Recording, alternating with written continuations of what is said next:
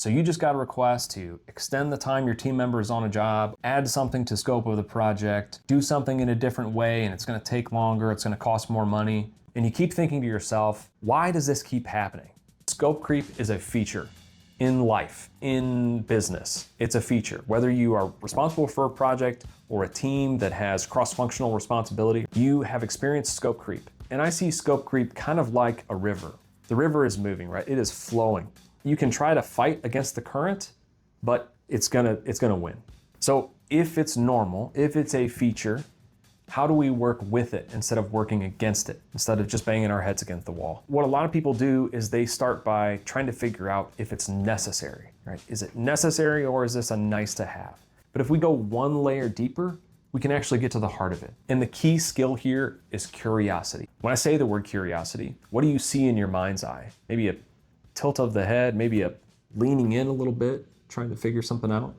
That physical reaction is your best weapon against any kind of scope creep. A few years ago, I was working with a very high IQ leader. He was a smart guy, he knew his stuff, but man, he struggled to make decisions.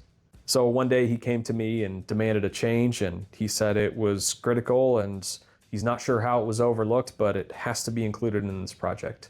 And it was a pretty significant change. Maybe wouldn't have blown the project totally out of the water, but it was a significant change. My internal monologue was like, no freaking way am I doing this, right? That's my initial reaction, no. But you never know when you're gonna be on the other side of the table. You think about scope creep and you often think about the people coming to you wanting to change things for you or your project or your team. We think of scope creep that way. But how often is it the other way around? Maybe it's not as often, but there's some percentage of the time that we're on the other side of the table.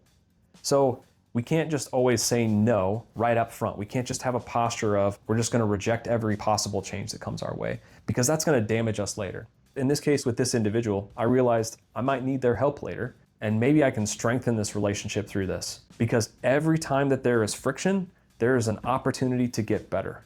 So instead of fighting him, I got curious. And I didn't feign interest. I wasn't pretending that I was interested. I was genuinely interested. Because if this is something that should be added, should be done, then I'm interested in trying to figure out how we're going to get it done, how we're going to work through this.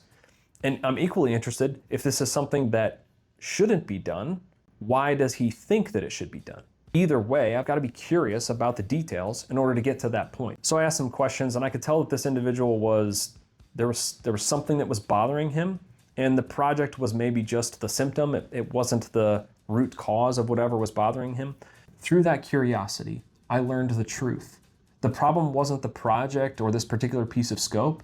The problem was that he was struggling to build rapport with his team. He was using my project to try to win them over, to try to curry favor, and I get it. As a leader, you want your team to be behind you. But again, the root cause isn't the scope. The issue is not the scope, it's him trying to win his team over. So instead, I started to stop by and talk to his team. Every couple of days, I'd stop in and see how things were going, ask if they had any questions about the project, and build some rapport with them. I listened to their problems. And through those conversations, I learned some things that I didn't know. And I was able to find little things that I could tweak about the project that didn't change the cost or the scope of the project, but helped the team feel like they were heard, maybe made things a little bit better for them on the back end. So no impact on the project.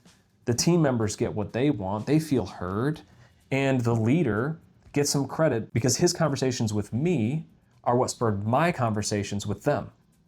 Win, win, win. So what's the moral of the story? When you're asked to make a change, don't immediately say no. Don't reject it out of hand. Get curious, lean in, ask some questions.